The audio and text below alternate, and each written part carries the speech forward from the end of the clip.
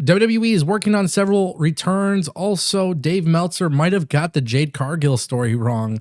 Plus, we're going to talk about a very interesting story surrounding Danhausen and AEW. It's all coming up right here on the Ango Show.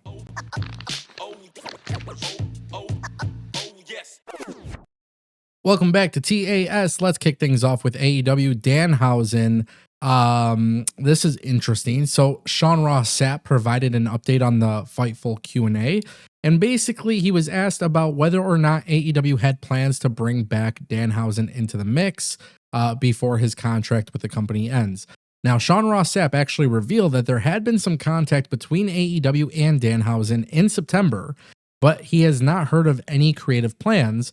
He also went on to say, ultimately, he works there, so if they tell him to come to work, he will. He's never said or implied otherwise. So it doesn't sound like Danhausen has like any backstage issues with AEW. I don't know if people are getting that impression or not. I haven't seen any reports on that. I haven't heard anything about that. Obviously, Danhausen just simply hasn't been used. Now, I put out a tweet before and I said, guys, Danhausen, how do you not use Danhausen? And a lot of people say, well, he's not that good. He's not this. He's not that, whatever. That's frustrating to see because Danhausen for a very long time was getting amazing reactions in AEW. Not only was he getting great reactions in AEW, but Danhausen is a top merch seller. This is a guy that has a very loyal fan base. And listen, I'm not saying AEW has to use Danhausen and make him a world champion. In fact, I'm not even saying put a title around his waist. But you have Dynamite, Rampage, and Collision. You can't find any place on one of those three shows for Danhausen. Now, some people might be wondering, why does it matter that he's a top merchandise seller? Let me just kind of explain this to you guys in the most basic ways possible. If Danhausen is somebody that people want to buy merch from, and you go onto AEWshop.com and you see Danhausen's shirt, and you decide to go buy Danhausen's shirt, there also comes an opportunity where it's just like natural shopping habits. You see a Danhausen shirt and, oh my God, wow, look at that MJF shirt. That looks really cool. I'm going to buy that too. You know, it's not just Danhausen benefiting Danhausen, but a wrestler's popularity, if it's bringing people to the website to buy merchandise, I feel like that could potentially lead to even more sales in general. Why is this guy not being used? It just simply doesn't make sense to me, guys. I gotta be honest, it just doesn't make sense. Again, I'm not saying he's gotta be on the top of the card. I'm not saying he's gotta even be in the biggest feuds. I'm not saying anything like that. I'm just simply saying Danhausen could be a good comedy character, brings laughter to people. He sells merchandise. He's popular. He's not bad in the ring. He's entertaining. And you have 3 shows, potentially even more. By the way, you have Ring of Honor as well. Why not use him? What is the reason for it? And I guess really that's the thing. We just don't know. AEW just simply doesn't have creative plans, as it appears. Okay, let's talk about Jade Cargill. This is a very interesting, honestly, just very interesting. PW Insider has come out and basically said that multiple WWE sources are saying that the claim that Jade Cargill is legitimately injured is actually 100% incorrect. There was various reports and rumors. Obviously, we saw Dave Meltzer talk about it. We saw Pro Wrestling Nexus talk about it. A lot of people have chimed in and said that Jade is injured.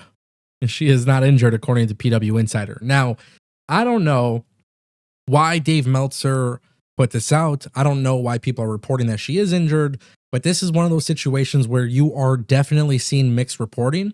And I don't know if WWE is simply doing this just to kind of tell the story of maybe Bianca and Jade breaking up. Clearly, somebody attacked Jade. That is going to be a big storyline for WWE. Are they doing that on purpose? Or is she legitimately injured? I don't think it's a dumb question to ask. Is she legitimately injured? I don't get it. I don't know why we're even having this conversation. But the fact is, you're seeing mixed reports on this. Obviously, I talked about the reports of her being injured, potentially missing WrestleMania. It's really important to me that we created this update video. But I also just want to throw this out there. Sean Ross Sapp, who is very credible, has not reported anything. And maybe when it comes to injuries, you would think SRS and Fightful would probably have a better update. They haven't updated on it, which makes me think maybe PW Insider right now is accurate. But also at the same time, too, there has been rumors and things that have been said before about WWE planting fake stories to Dave Meltzer just to see if he runs off with it. And this might be one of those situations that we're where it is actually indeed happening. Now, let me just be very clear. Whether you like Jade or not, we obviously should not hope that she's injured. Like legit, right? If this is storytelling and WWE's got plans here and they got a really big story, which it looks like they could be on that way, great. You know what I mean? But obviously, for the sake of like, just having like human decency, I would obviously hope that Jade is not injured. And I would hope that Dave Meltzer is wrong here, especially when, you hear about these injury reports and it's like, hey, she might be out for a year. Like, this is pretty bad. You don't want to hear about that kind of stuff. Any injury is bad, but when you start hearing about the stuff that keeps them out for a year, that's kind of worrisome. So obviously, I hope that Jade is okay. I find this to be a really strange situation. Obviously, mixed reporting is not good. And that's why I'm bringing you guys this update. I don't know if we should believe whether or not she's injured or not. But we'll see kind of what happens and how things move forward. And whatever updates arise, I will be sure to put them in a video moving forward. Okay, couple different WWE returns. There's actually a few we're going to just mention really quickly. Alexa Bliss could be back in time for WrestleMania. It turns out that WWE has plans for her to come back. They're just working on the creative and stuff like that, which is obviously a very good thing. PW Insider is also reporting that there are creative discussions underway for Drew McIntyre, which we obviously haven't seen him on television just yet. Past Hell in a Cell, WWE has done a really phenomenal job of selling the gruesome brutality of that match. Just obviously keep that in mind.